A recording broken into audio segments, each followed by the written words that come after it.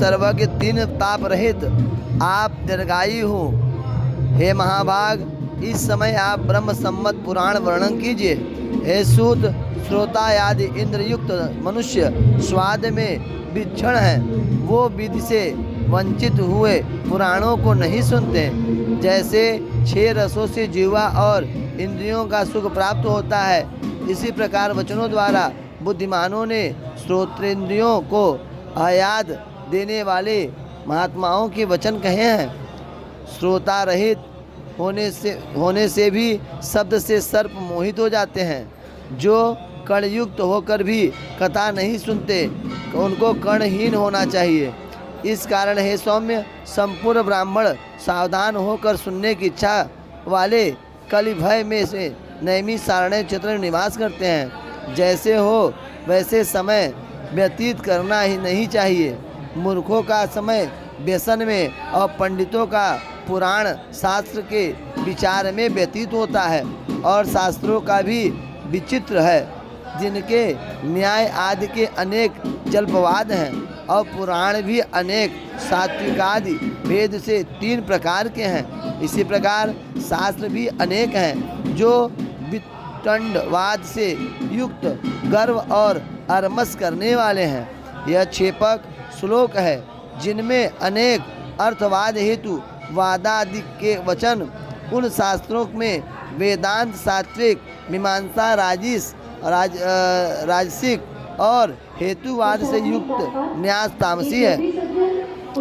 इसी प्रकार पुराणों की कथानक से 3 प्रकार के हैं, सो आपने 5 लक्षण युक्त हैं। उनमें यह 5वां पुराण श्रीमद् भागवत वेद सम्मत तुमने संपूर्ण लक्षण से कहा है। वह अपने उद्देश्य मात्र से कथन किया, जो मुमुक्षुओं को युक्त मुक्ति का देने वाला और धर्मात्माओं को धर्म और कामना देने वाला है।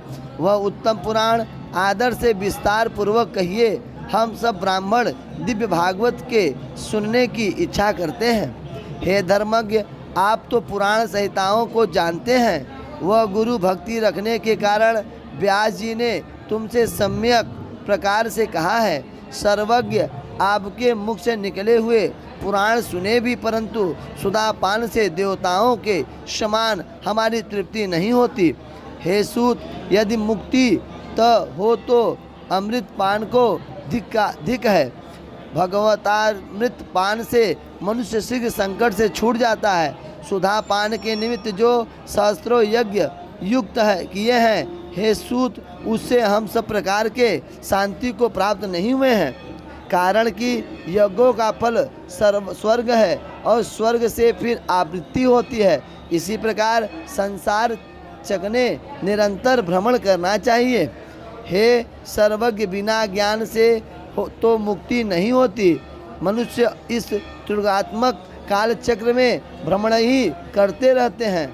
इस कारण सब रसों से युक्त पवित्र भागवत कहिए, जो मुमुक्षुओं को पवित्र करने वाली मुक्तिदायिनी होने से सदा प्रिय है। गायत्री सम्मित होने से प्रश्न में 24 श्लोक हैं। इति श्री सकल शास्त्र विस्तारद। सूत जी बोले, मैं धन्य और अति भाग्यवान हूँ। महात्माओं ने मुझे पवित्र कर दिया। जो आपने वेद विख्यात महापुण्यदायक पुराण सुनने की इच्छा की, सो मैं संपूर्ण श्रुति के अर्थ से युक्त पुराण सुनने की इच्छा करता हूँ। जो सब शास्त्रों का रहस्य पुराणों में श्रेष्ठ है, उसके श्रेष्ठ पद कमल मुनियों को मुक्ति देने वाले प्रणाम करके जिनकी ब्रह्मादि सेवा करते हैं और स्तुति में तत्पर कपिंद जिनका ध्यान करते हैं, उनको प्रणाम कर यह परमोत्तम पुराण रसयुक्त विस्तार के साथ आपसे कहता हूँ। हे द्विजो, परम भक्ति से यह देवी पुराण आपके प्रति कहता हूँ। जो वेद मार्ग में सदा आद्या पराविद्या कही जाती है, जो सर्वज्ञ सब बंधन छेदन से निपुण सबके आशय में स्थित, जिसको दुरात्मा नहीं जान सकता, जिसको मुनि अपने ध्यान में प्रत्यक्ष रखते हैं, वह भगवती हमारे ऊपर सदा प्रसन्न होकर सिद्धि की देने वाली हो।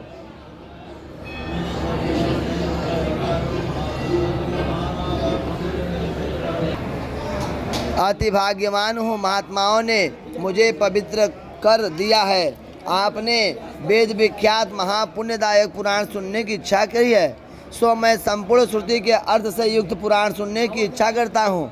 जो सब शास्त्रों का रहस्य पुराणों में श्रेष्ठ है, उसके श्रेष्ठ पद कमल मुनियों को मुक्ति देने वाले, प्रणाम करके जिनकी ब्रह्मादि सेवा करते हैं और स्तुति में तत्पर मुनिंद्र जिनका ध्यान करते हैं, उनको प्रणाम कर यह परम उत्तम पुराण रसयुक्त विस्तार के साथ आपसे कहता हूँ। हे द्विजो, परम भक्ति से यह देवी पुराण आपके प्रति कहता हूँ।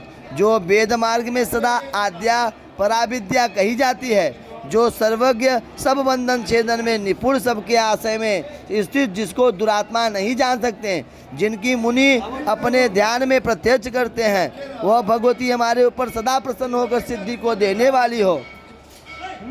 इस सत असत रूप जगत को निर्माण करके जो अपनी निर्गुणात्मक शक्ति से इस जगत की रक्षा करती है और कल्पांत में संहार कर उसी प्रकार रमण करती है, उस सब विश्व की माता को मन में प्रणाम करता हूँ। यह वार्ता प्रसिद्ध है कि ब्रह्मा जी इस संपूर्ण जगत की रचना करते हैं और वेदवादी पुराण ज्ञाता भी इसकी वार्ता को स्वीकार करते हैं। परंतु ब्रह्मा जी का जन्म विष्णु के नाभि कमल से हुआ और उन्हीं की प्रेरणा से ब्रह्मा जी जगत की रचना करते हैं।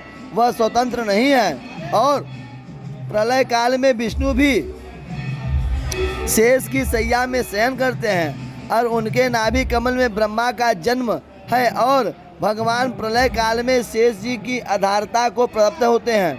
वह मुरारी किस प्रकार जगत रचना में स्वयं संबोधन किए जा सकते हैं। एक जो एकावर्ण जल संगार है, वह रसरूप है और बिना पात्र की उसकी स्थिति नहीं हो सकती।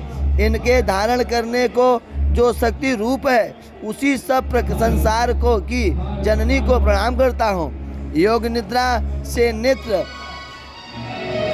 मीचे भगवान विष्णु को कमल में स्थित ब्रह्मा जी ने जिस देवी की स्तुति कर प्रसन्न किया, उसी में एक शरण में जाता हूँ।